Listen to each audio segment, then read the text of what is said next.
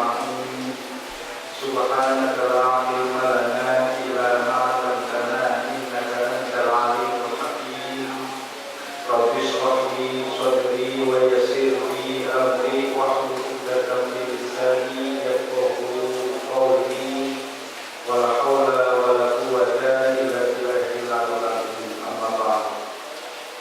Hadirin Bapak-bapak saudara yang kami muliakan, alhamdulillah di waktu yang baik, di suasana yang baik, kita ditakdirkan oleh Allah takdir yang baik berkumpul bersilaturahmi. Mudah-mudahan kegiatan kita di majelis taklim yang boleh mendapatkan nilai keberkahan, nilai kebaikan pada Allah Subhanahu wa taala. Shalawat dan salam semoga tetap tercurahkan dari baginda kita Nabi Muhammad sallallahu alaihi wasallam. Hadirin yang kami muliakan, kita teruskan kajian kitab Mukhtarul Ahadits An-Nabawiyah. Hadis Nabi berbunyi, kafa bil mauti muzahidan di dunia wa muraghiman fil akhirah. Rawahu Ahmad. Kafa bil mauti muzahidan di dunia, cukuplah tentang kematian itu menjadi zuhud kehidupan di dunia, wa muraghiban fil akhirah, dan mencari atau mendapatkan kebaikan-kebaikan untuk di akhirat nanti. Kalau kita baca hadis Nabi di sini memberi pemahaman bahwa kata-kata kematian itu pasti nasihat buat kita. Jadi kematian itu nasihat buat kita. Kata-kata kematian itu bukan berarti yang mati orang Islam saja. Kalau ada orang mati, dia orang Islam, berarti dia adalah husnul khotimah. Ketika mati dalam keadaan beriman, dia adalah husnul khotimah, akhir yang baik. Tapi ketika dia mati tidak atau belum beriman, itu namanya su'ul khotimah. Jadi membedakannya husnul khotimah dengan su'ul khotimah, iman atau tidak ketika dia mati. Tapi ternyata penting sekali tentang penyaksian orang-orang yang hidup. Jadi kalau ada orang mati, meskipun dalam keadaan beriman, tapi banyak perbuatan dosanya, banyak maksiatannya, itu persaksian orang yang hidup sangat penting. Meskipun kita bilang jenazah ini adalah jenazah orang yang baik, itu karena pribadi kita, kemanusiaan kita. Tapi untuk dosa-dosa itu tetap dia bersangkutan kepada Allah. Jadi bukan ketika kita bilang jenazah ini adalah jenazah orang yang baik, kita bilang baik itu baik, atau jenazah ini adalah jenazah orang yang baik, kita bilang baik, bukan berarti dosa-dosanya terampuni. Itu urusan dosa dia kepada Allah. Kalau masalah kita berpositif thinking, kita berhusnuzon kepada orang yang telah mati. Bahasanya kalau kita bilang baik, dosa-dosanya terhapuskan, orang gak ada yang ibadah. Nungguin mati aja kan? Kan mati dibilang baik, berarti hilang pahala, hilang dosa semuanya. Kan nggak begitu. Jadi maksudnya karena kemanusiaan kita aja. Makanya nggak perlu kita bilang begini, saya mau bilang baik, kamu kenapa kemarin banyak berbuat maksiat? Itu urusan diri kepada Allah. Kalau kepada kita, itu hilang.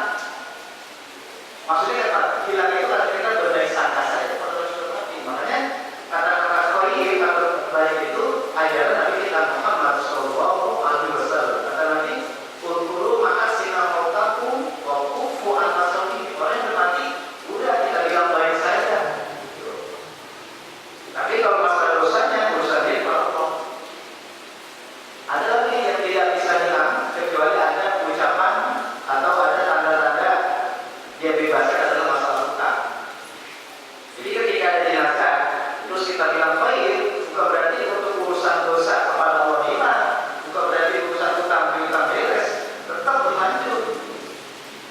Makanya kebiasaan dari hal yang baik ya, kalau ada jenazah itu ada keluarga atau siapa saja yang diamankan untuk ya memberi pengumuman. Nanti kata jenazah ada urusan hutang berhubungan dengan keluarga. Ini jadi menariknya kata-kata kita bilang baik atau baik itu karena kemanusiaan kita aja, karena memang ya Nabi. Tapi untuk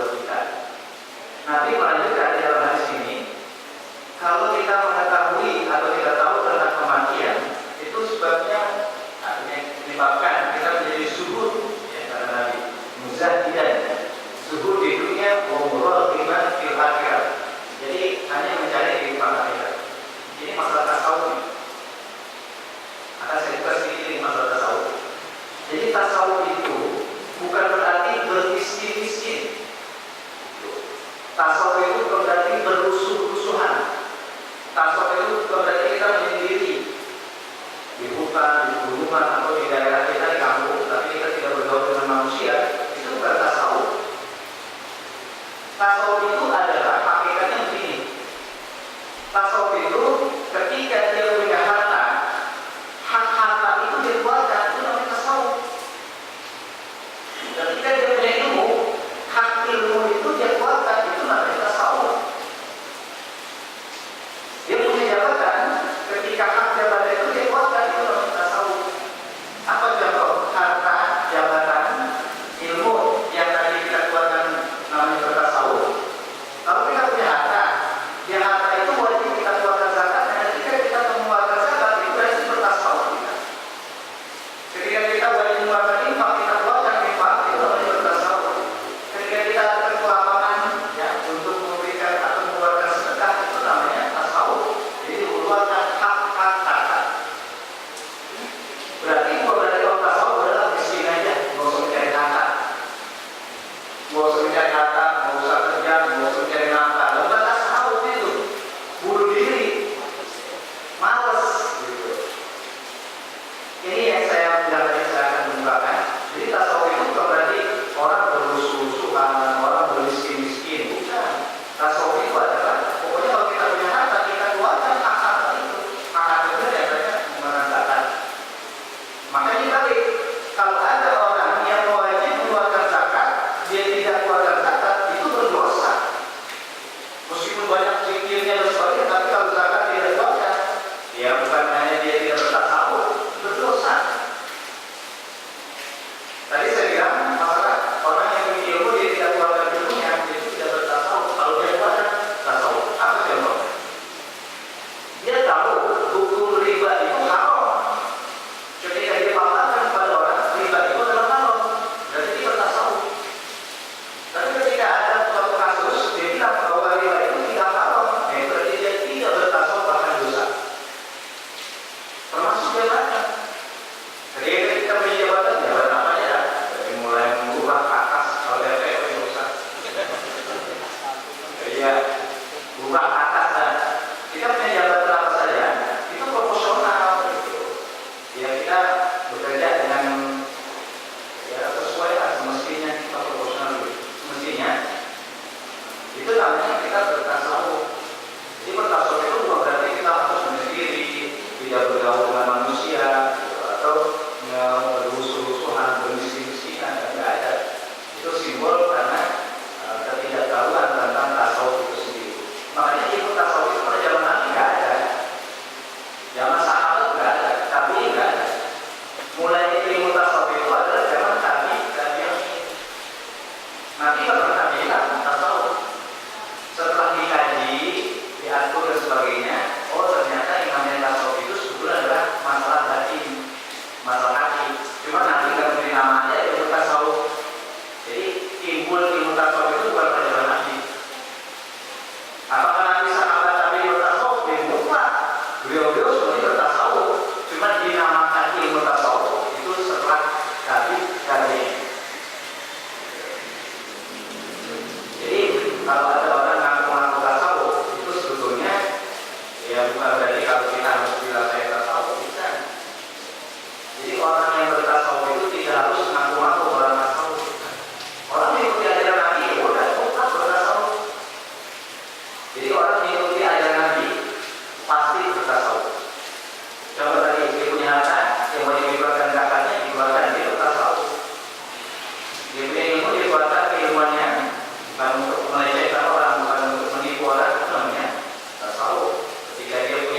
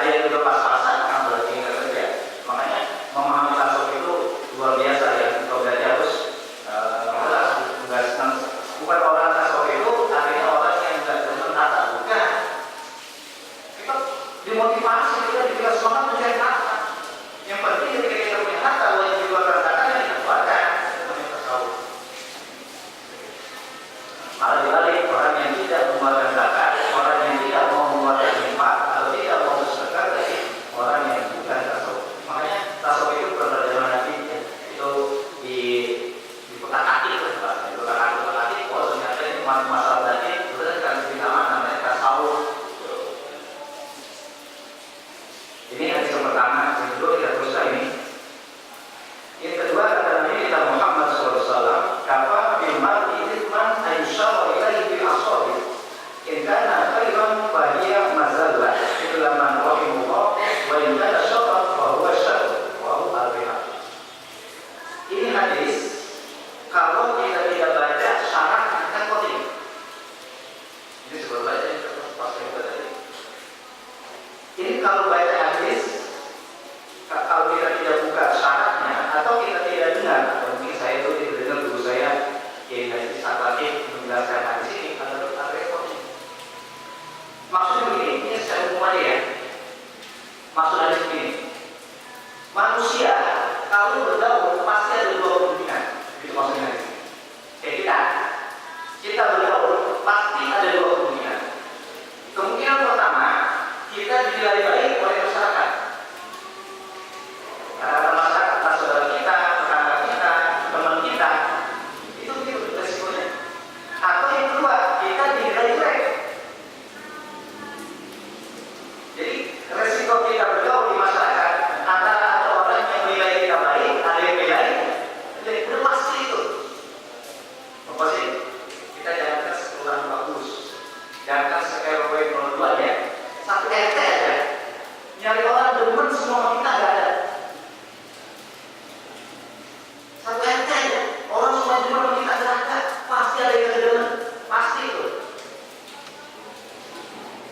Maksudnya nggak demen bukan karena kita berbuat jelek, bukan. Kita berbuat baik dia nggak demen gitu maksudnya.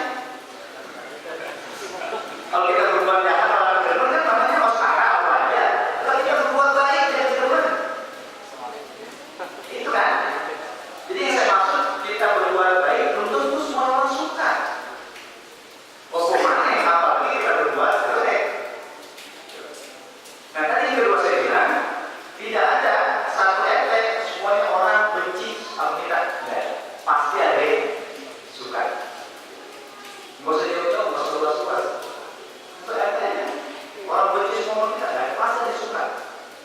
Nah tadi saya bilang yang suka dan yang tidak suka itu bukan berarti orang lain, bisa jadi keluarga kita, bukan tetangga kita, bisa jadi teman kita. Ya berarti kalau kita mau urut ya orang yang di kantor, memang semuanya suka sama kita. Ada yang nggak suka, itu maksud saya pasti ada yang nggak suka karena naluri manusia begitu.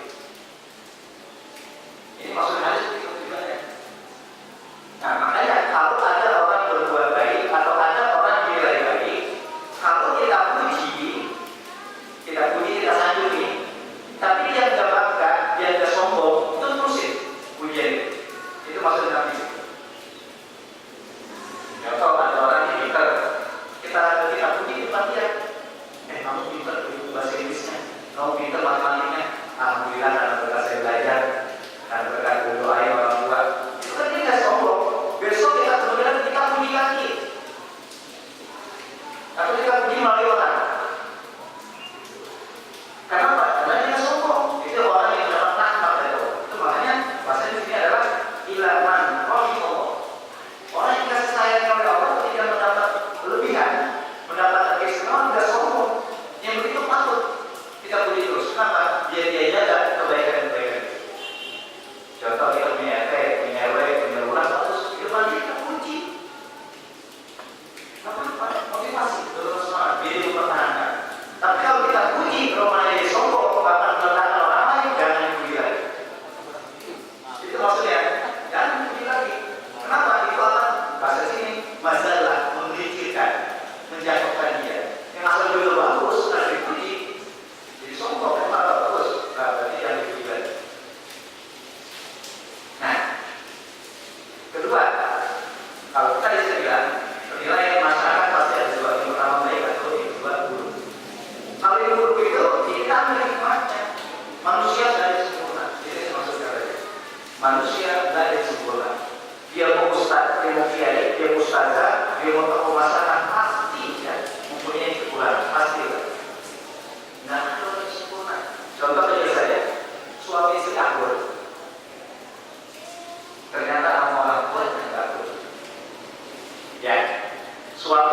akur sama orang tuanya atau sama mertuanya cekcok dulu. Sama mertua akur, suami istri akur sama mertua. Tapi kalau sama orang tua sama mertua cekcok, siapa aja dia katanya mantu, dia katanya anak muda tetap disalahkan. Anak nih cekcok sama orang tua, dia katanya anak muda tetap di masyarakat disalahkan. Ya orang tua ini masih lawan. Mantu begitu juga, dia katanya mantu benar. Di masyarakat cekcok sama mertua tetap mantu disalahkan. Memang itu adalah aturan di dalam ajaran Al-Quran, di dalam hadis.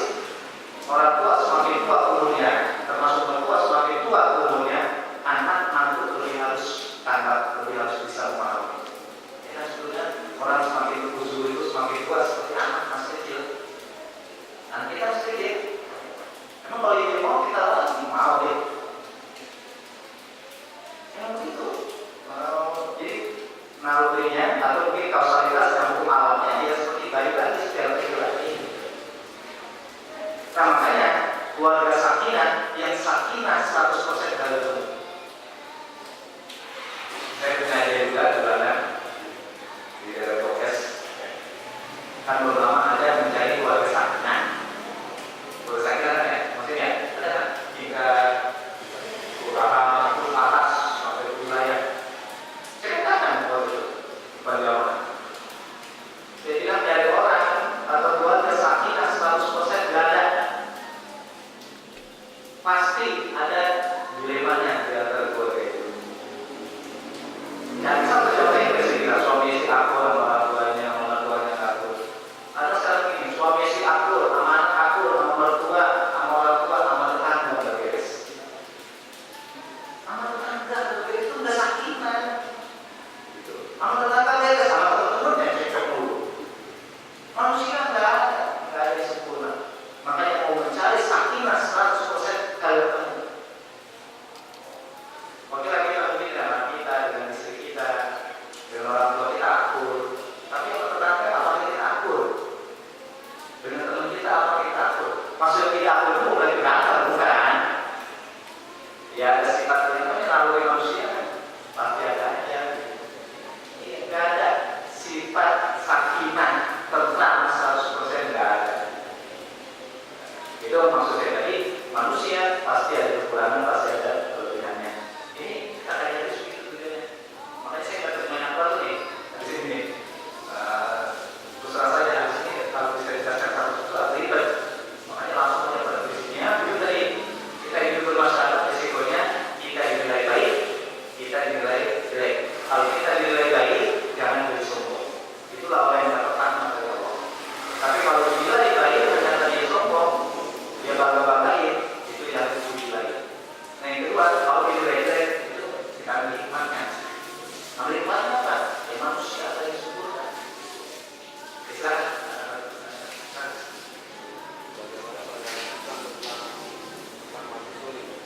mati suri. Di dalam kajian keislaman, ini masalah akidah. Mati itu yang dikatakan mati mutlak adalah kalau jantung itu tidak berdetak lagi. Jadi pada prinsipnya jantung dulu. Kalau jantung udah berdetak, itu mati orang. Yang ketiga dilengkapi dengan yang lain. Panca inderanya. Ya kalau jantung udah nggak berdetak, ada nafas. Makanya kalau ada orang mereka hidungnya kan, nggak ada hawa-hawa nafas ya. Jadi mati lah itu. Kan kalau ada jantung, kalau jantung nggak berdetak, nggak mungkin ada nafasnya. Jadi semuanya itu berpusat ke jantung. Sebab jantung itu buat memompa darah, aliran darah. Jadi prinsipnya kalau mati mutlak itu adalah jantung yang tidak berfungsi lagi. Nah, ada mati suri itu sebenarnya jantung masih berdetak. Cuma karena fisik fisik orang ini itu tadi ya terbatas dan sebagainya. Mungkin dari fisiknya udah nggak bisa bergerak, matanya dan sebagainya nggak bisa bergerak. Cuma satu yang masih berfungsi jantungnya ya. Mati suri itu sebenarnya kalau kita mau sederhana kayak orang bisa. Kalau bisa kan berfungsi kan semuanya, anggota fisiknya kecuali jantungnya. Ada jantungnya masih berfungsi, masih ada napas, ya. Tapi ada berfungsi. itu manuskrip, dan itu bukan mati beneran, makanya dia langsung dikulit. Namanya ini, ini ada ya. Itu kalau ada orang razia, itu kan kadang-kadang dilumpuhkan palanya, ditaruh sorban ya, kepala gunungan ya. Itu kenapa sih setiap orang razia pakai dibuka palanya? Itu sebelum bersyariat, itu ada. Ini masalah kita ya. Tapi ada yang baik. Jangan kita bawa itu nggak boleh kan? Jadi ada yang baik. Aslinya tadi menarik. Jadi kalau ada orang mati, itu jangan langsung dikuburin. Kita cari ahlinya, orang yang ahli kesehatan, dokter dan sebagainya, untuk memastikan orang itu betul mati atau enggak. Makanya dibukakan. Ini nggak perlu lihat kakinya, dokter nggak perlu lihat pahamnya, dan sebagainya nggak perlu.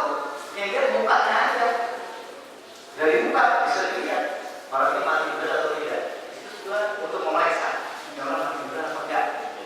Cuman kalau bahasa kita ikut-ikutan. Datang dari dinosaurus, Pak. Kalau 5 orang yang terbawa sepuluh-sepuluhnya nabrak terus itu jenazah, parahnya. Padahal itu untuk memastikan orang mati atau enggak. Nah, iya, masalah. Belum mati itu tahu. Kita bukan untuk memastikan mati atau enggak. Siapa yang bukan doang. Padahal aslinya itu untuk memastikan ini orang mati benar atau enggak. Sebab kalau nggak dipastikan oleh dokter atau yang ahli kesehatan, kadang-kadang dia diem aja langsung dimati, itu dan sebagainya. Betul begitu. Makanya dia harus memastikan ini. Ya, paling ringan ya. Kalau ada hawa nafas itu jadi jantungnya udah berfungsi. Itu manusia. Ya sekarang. Biasanya saya lihat di dalam razia ada seorang yang musibah kematian itu mengumpulkan baju si mati. Nah itu mengumpulkan semuanya ditaruh di depan terus diajiin gitu. Terus sampai baru dikasih kalau udah selesai cara Ya, itu ada. Tapi kalau patokannya mau bagi pakaian jenazah beli aja, atau pakai itu baca itu pakai baca itu perlu. Itu ada kan bagi orang. Ya coba gini orang udah mati nih. Ya udah siapa yang mau pakaiannya gitu maksudnya kan. Tapi nggak ada istilah yang harus dibacakan doang dulu kan. Nggak ada.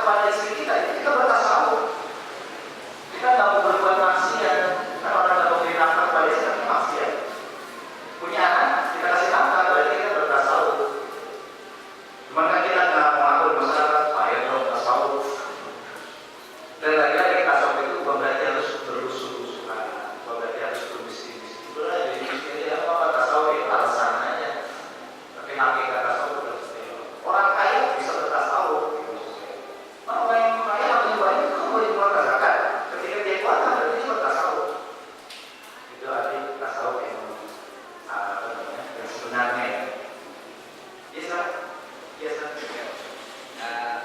Apa Ustaz? Amalan, salah satu amalan yang tidak terputus kan doa soleh kepada orang tuanya dan yang Ustaz.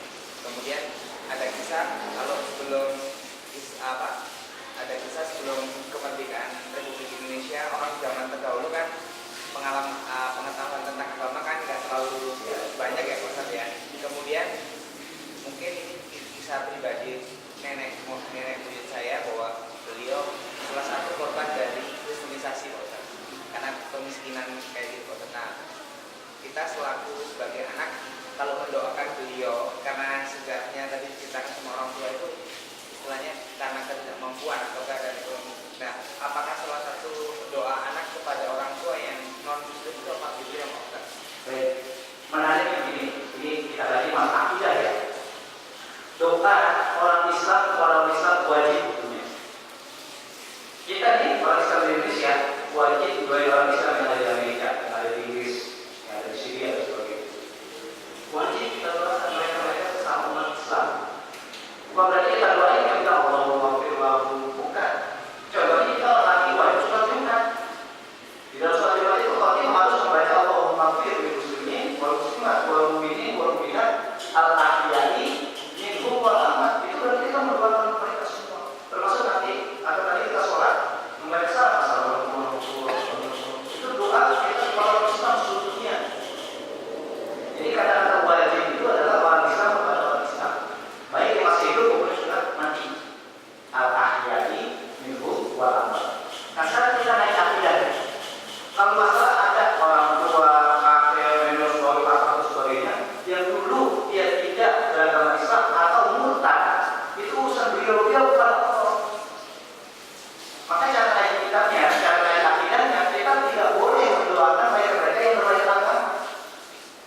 Meskipun keluarga kita itu secara tegasnya akidah begitu. Jangankan orang sudah meninggal, orang yang sakit ini beda agama kita boleh doain. Orang yang sakit kita berkunjung kepada orang yang sakit, kita doakan dia berkebutuhan Allah mengampuni dosa kamu. Beda agama nggak boleh. Tapi kalau kita doain mudah-mudahan akan sembuh, mudah-mudahan sabar, apa itu nggak apa. Tapi kalau mendoakan dalam bentuk membawa nama Allah atau nama-nama Allah selain Allah, seperti Allah itu seperti ini itu boleh. Jadi menarik tadi, ini secara umum aja ya, anak, cucu, mantu, sebagainya bawa itu kalau ingin mendoakan orang tuanya yang berbeda agama, itu kalau mohon ampun nggak boleh. Kebalikan, harus sesama agama orang wajib. Redaksional kajian usul fikih ada namanya kaidah malayati wajib lagi bahwa wajib karena agama Islamnya maka kita wajib doain. Karena beda agamanya kita nggak boleh. Bukannya boleh nggak boleh. Karena itu mutlak nggak boleh. Bukan masalah mau nggak mau, tapi mutlak nggak boleh doain non muslim. Kenapa? Sangkut kok itu masalah akidah. Tapi kalau masalah hubungan kemasyarakatan sama. Jadi kita jual beli, kayak kita kerja, dan sebagainya, punya teman muslim sama manusianya. Jadi satu untuk masalah akidah tidak boleh. Itulah dalam bahasa Al-Quran laku di hukum wajib. Dia untuk masalah ini diserahkan kepada Allah. Masalah akidah. Jadi sekarang Perbedaan masalah tasawuf dengan khalifah dan hikmah. Karena sekarang ada istilah jamaah khalifah. Dasarnya mereka ini apa mazhab yang bersama atau empat mazhab ini atau gimana kan? Karena banyak juga yang tanya tentang jamaah khalifah. Toriko ya. Toriko, tapi bukan mazhab fikih kan maksudnya. Bedanya ini, kalau mazhab fikih itu kan yang dikodifikasikan lah, yang mukabal yang sudah mutlak. Ciri khas dari Ahlus Sunnah wal Jamaah itu kan kalau fikih Hanafi, Maliki, Syafi'i, Hambali. Itu yang disebut mazhab. Tapi kalau toriko itu lebih khusus ya, membahas masalah tasawuf. Itu bedanya. Jadi mazhab itu fikih. Ya, tapi kalau toriko itu lebih khusus kepada tasawuf. Jadi toriko itu bagian daripada ilmu tasawuf. Jadi toriko itu bagian daripada ilmu tasawuf. Nah, toriko ini adalah orang-orang yang terus-menerus ya mengingat tentang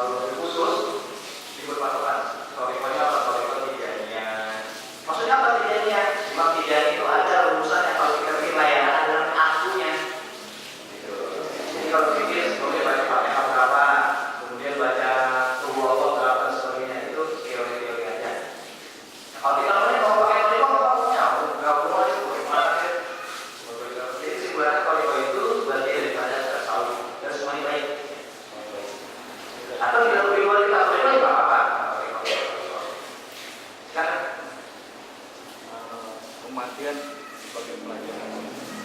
Karena kan kita di masyarakat sering orang sakit koma lama, terus ada hubungan dengan amal perbuatan tersebut atau mati pada budaya penyakit macam-macam. Terus kalau orang koma itu kita doain apa yang kita doain? Apakah kita suruh meninggal buru-buru atau bagaimana gitu? Soalnya kita udah bingung nih doainnya gitu. Itu gimana? Ya, baik. Kesimpulannya begini, bagaimana kalau lo sakitnya bukan sakit sederhana, gitu. Sakit berat gitu ya. Masih bagaimana cara doainnya? Karena kita lihat fisiknya kondisi berpayah, jadi berusia. Yang dilarang oleh Nabi kita Muhammad SAW adalah kalau kita mengharapkan mati. Gitu. Ini musibah apapun, seberat apapun yang kita nggak boleh kita minta mati.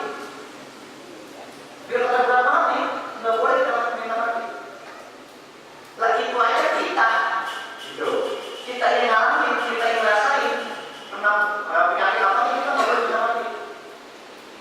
Jauh-jauh aku mana? Apalagi kalau orang lain. Nah jadi meskipun orang lain siapa aja orang lain ya, orang lain siapa aja, orang tua kita, orang tua meskipun masuk payah banget nggak boleh kita minta mati. Ya Allah jangan payah banget itu dia koma ini udah matinya itu nggak boleh. Dosa. Kata-kata haram. Di penyakit apa ini udah koma. Jangan koma sampai sebulan. Kagak boleh kita minta ya Allah matian aja orang. Iya. Nah ini seterusnya. Jadi maksudnya tadi pas lagi lain namanya tahan dulu. Tamani ya. Jadi maksudnya tamani jangan berharap kau mati. Itu kita nggak boleh apalagi kalau yang perlu itu punya Allah. Bukan kita yang berhak untuk mengambil. Makanya nggak boleh kita minta mati. Apalagi kita mengharapkan Allah biar mencabut orang biar hidup mati. Nggak boleh siapa lagi orang. Nah sekarang lagi masa penyakitnya kita akan lihat sebagai ini. Ada doa yang baik ya, doa yang baik. Kata Nabi Muhammad SAW, Allahumma in kana hayatu khairan li fa'ahtini wa in kana lil wafatu khairan li tawaffani. Ya Allah, apabila sembuh atau hidup lebih bagus bagiku maka hidupkanlah atau sembuhkanlah. Tapi apabila mati lebih baik bagiku maka matikanlah saya. Aku redaksinya aku.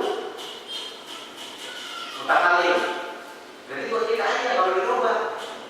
Ya Allah kalau berpayah banget kalau orang baik mati aja orang. Saya kata sembuh baik sembuhin. Enggak boleh. Jadi mutlak ya. Kalau kita sakit banget kita doain biar Allah memberikan kesembuhan. Kata-kata Allah memberikan kesembuhan bukan berarti sembuhnya seperti sejak lama bukan. Contoh ada orang umurnya 80 tahun. Jelas ya 80 tahun udah penyakitnya udah banyak. Ya Allah sembuhkanlah orang yang udah 80 tahun ini dia sembuh. Sembuhnya bukan berarti umur 30 lagi. Sembuhnya yang penting aja. Jadi apa kita doakan biar sembuh. Ternyata 2 hari lagi mati. 3 hari lagi mati. Itu pertanda saja. Allah Maha Kuasa. Jadi bahasa tadi kalau kita kena musibah nggak boleh minta mati. Ringan atau berat penyakit itu, ringan atau berat musibah itu nggak boleh kita mati. Pemahamannya apa? Buat orang lain. Contohnya ada lagi mau pilkada nih, pemilu kada. Nah, terus salah satu calon gubernur sakit, kita doa ya. Kalau sakit punya doa. Nah itu nggak boleh. Jadi dilogikakan keluarga kita jadi suzon. Nggak boleh. Jadi orang lagi sakit nggak boleh kita minta tolong biar dimatikan saja. Nah yang menarik tadi dalam kondisi bagaimanapun orang yang sakit itu tetap kita doanya biar Allah memberikan kesembuhan.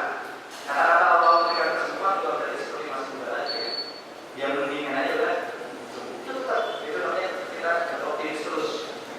Nggak boleh putus asa. Kalau kita doa selamat Allahumma awin alaina bisa kalau dia Ya. Sakaratul maut itu saya pernah diminta diskusi ya semacam seminar lah diskusi masih mau muncul